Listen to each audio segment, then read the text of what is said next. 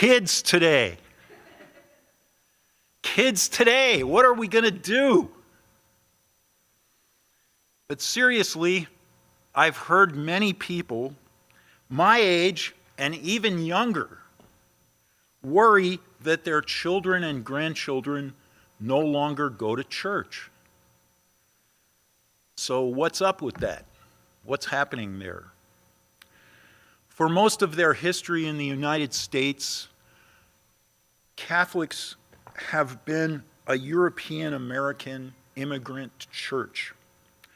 That's no longer true. And that helps to explain the differences we see among Catholic generations. So this talk has two parts. The first part is the immigrant Catholic subculture. How did we get it? And the second part is what happens after it's gone. So how did we get it? Between 1820 and 1920, about 34 million European immigrants came to the United States. First came the Irish, then the Germans, later the Southern and Eastern Europeans. By mid-century, they had overwhelmed the relatively small number of English, Black, French Catholics who were in the early Republic. Eventually, they also sidelined the Mexicans in the Southwest, who had forcibly become U.S. citizens after the Mexican War. Their sheer numbers and knowledge of English gave the Irish a leg up. They mostly settled in eastern cities such as Boston and New York.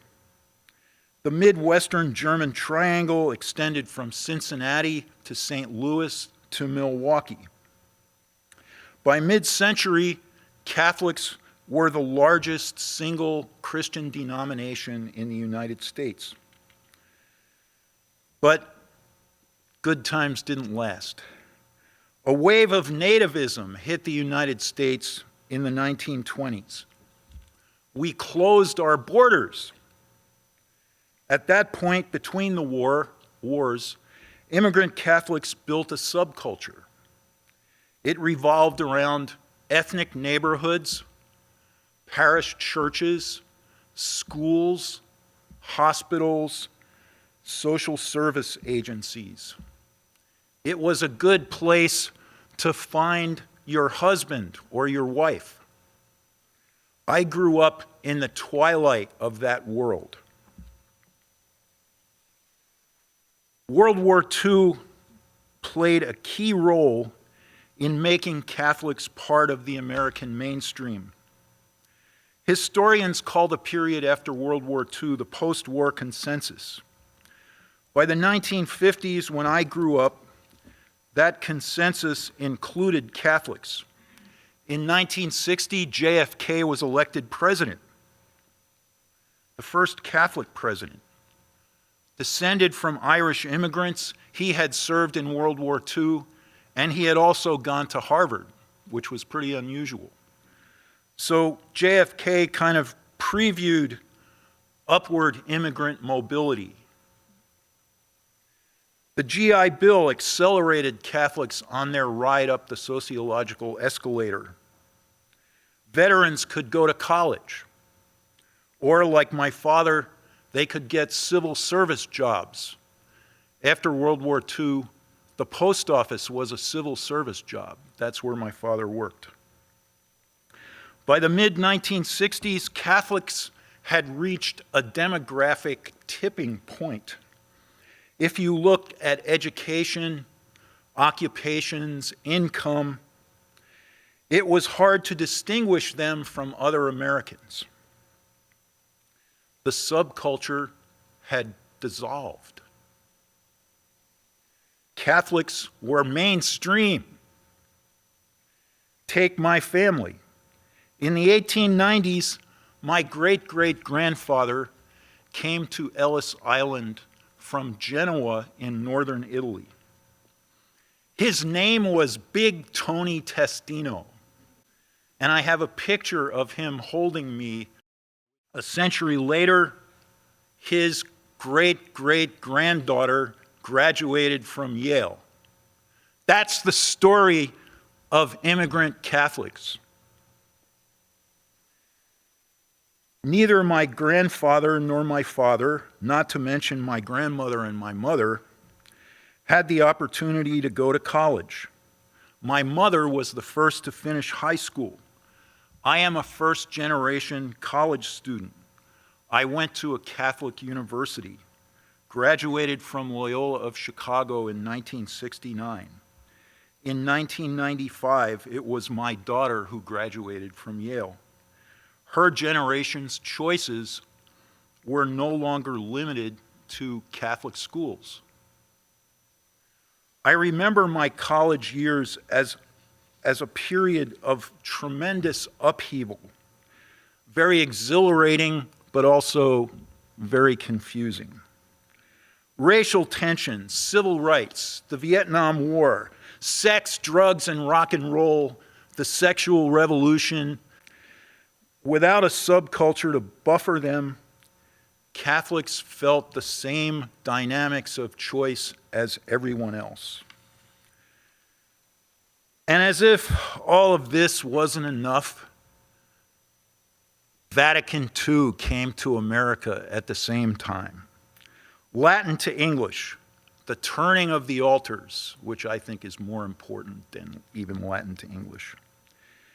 Ethnic Catholic Democrats were a big part of the New Deal coalition. The post-war consensus and the New Deal coalition fell apart. Catholics still had their institutions, but what should they do with them? Parishes and schools closed. Others were amalgamated. People argued about something called Catholic identity, which no one in the 1950s had ever heard of or would ever talk about. Pluralism was no longer normed by consensus. It was now normed by a very contentious diversity. Okay, so what happens now? What happens after the subculture? In the United States, what we call religion is voluntary. We call this religious liberty, and this leads to religious pluralism. Literally, we have hundreds and hundreds of Christian denominations. People in the rest of the world think this is just crazy. They've never seen anything like this. The immigrant subculture buffered Catholics from the corrosive effects of religious choice, but no more. Full-bore pluralism means that you don't know if your children are going to grow up to be Catholics. By the 1970s, grandchildren and great-grandchildren of Catholic immigrants responded to this upheaval by turning culturally conservative. In the face of the sexual revolution, they stood for traditional moral norms. Abortion was a signature issue for them. Many changed party affiliations, and they wondered if their children would grow up to be Catholics. Many didn't. Their children trend religiously in two different directions. The majority of young Catholics move in the direction of no religion.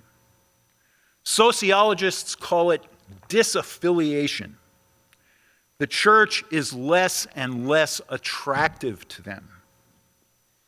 With the millennial generation, born roughly between 1977 and 1995, different people count it differently, comes the rise of the nuns. In 2015, 36% of college-age millennials check none when you ask them about their religion. They distrust religious institutions and describe them as anti-gay, judgmental, hypocritical, and too political. Ex-Catholics made up 10% of Americans in 2008, probably more now. Catholics hemorrhage members at the same rate as mainline Protestants. But Spanish-speaking immigrants temporarily help us to keep at about 25% of the population. Early indicators, however, show that Hispanic children and adolescents will probably disaffiliate at the same rate as European Americans, and that's already happening. Then there's a small minority of young Catholics, around 10% perhaps. They move in the opposite direction. They identify enthusiastically with the church. Evangelical Catholics, on fire Catholics. Amid teeming religious pluralism and disaffiliation, they proudly choose to be Catholic. They identify with the church and what is distinctive about it. They love the Pope. They love Mary. They love Eucharistic adoration. With the majority trending toward disaffiliation, the future of Catholicism in the United States depends on what this second group does. Until new immigrants come into their own, this group will be the church's future leaders. From their ranks will come seminarians, catechists, parish and diocesan workers, pastoral ministers, and theologians. Maybe they'll sort themselves into a like-minded religious group. They could focus on the church's internal life and work to make it smaller and purer. Pope Francis offers a different path. Following the Great Commission of Matthew 28, he urges Catholics to go forth from the church, to get dirty, to smell like sheep, to be missionary disciples and witnesses to the gospel in our culture. It could go either way. Let us pray that it goes the right way. Thank you.